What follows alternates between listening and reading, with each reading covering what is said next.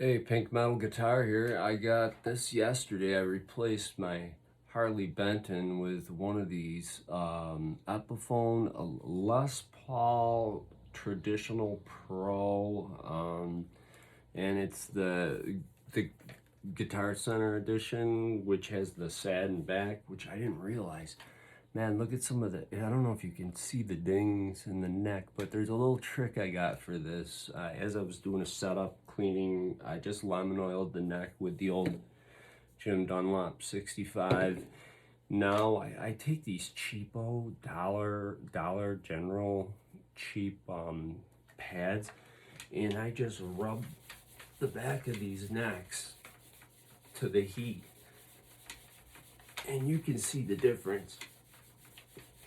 You can see the difference in the sheen from like how these things work great, I'm telling you, but they got to be soft. You don't want to use those green harsh ones. They'll freaking total and destroy your, and they work great on frets.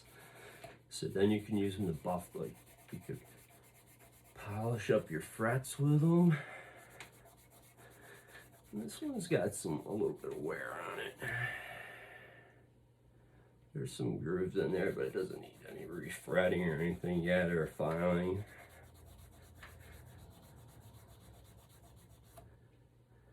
You can get a new one of these for like $600-700 or whatever.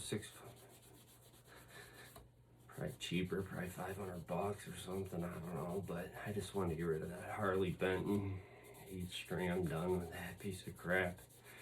I am done. But this is really works well, these things. So after I lemon oil I'll probably re-lemon oil the neck and give it a good cleaning with this to remove any of the scum next to the frets.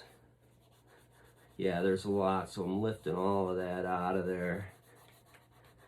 And then I'll lemon oil it again. And it was thirsty too, so before I string it. And I love setting up tune-o-matics too. A lot of people hate these bridges, but I like them. But I can see that, man, look at the grime coming off of these. But these are, like I said, these are very soft, so you gotta look for the actual cheap ones. You don't want good ones, you want crappy ones. And the crappy ones do a really good job. That's the amazing part. But as you can see, you gotta really get in there and get parallel to the fret on either side with your finger and just dig that stuff out of all that gunk. Unfortunately, nowadays when you get a guitar, they just don't do, you're not going to get a setup where it's done right. These people, they might do a little, but this is giving it a polish at the same time as a cleaning. And if the wood gets, this is not even scouring the wood or anything, it's just getting the grime off it. That's why I oiled it first, and now it's lifting out the residue on the frets and the stuff adjacent and parallel to them. And it's just, I already tightened. All of these were loose, of course, and they're Grover. I love that they have Grover knobs on there. And I like the Guitar Center edition uses the satin back instead of the poly.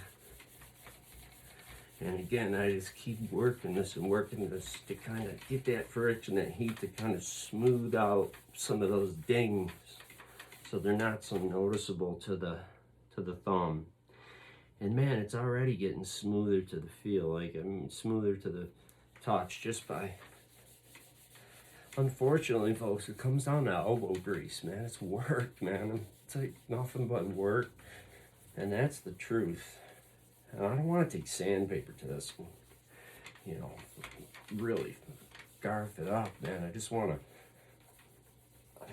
polish it and these things are amazing, because by using this heat, by creating heat, I'm dispersing this product they put on the back, this whatever it is, nitro or satin finish, and trying to kind of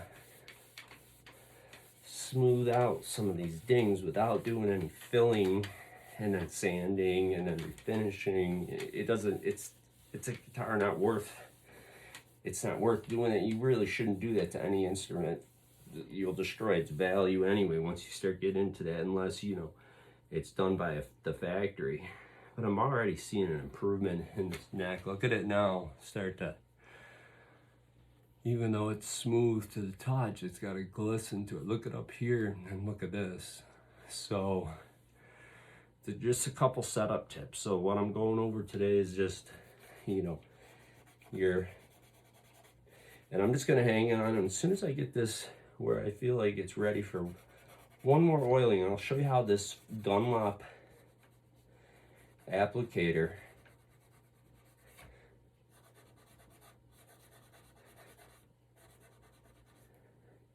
I mean, it just, this thing was filthy.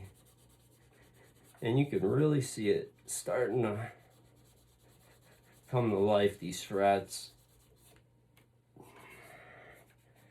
It's always the second and third fret, man. Everybody does their bends up there and their little harmonic bends and pull-offs, and including myself. And they get grooved out, but I don't want to file it and lose any material. I'd rather just smooth it.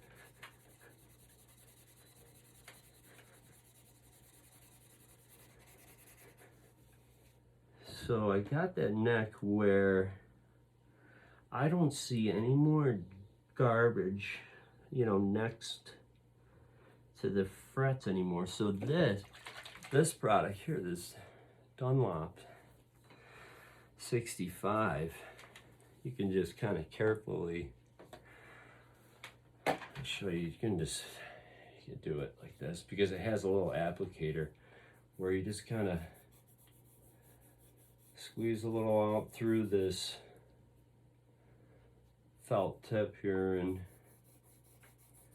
this neck is just soaking up the juice, man.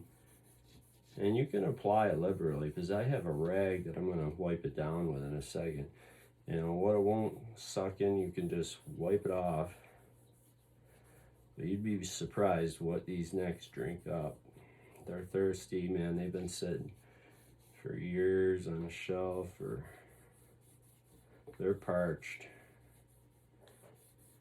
And they drink it up.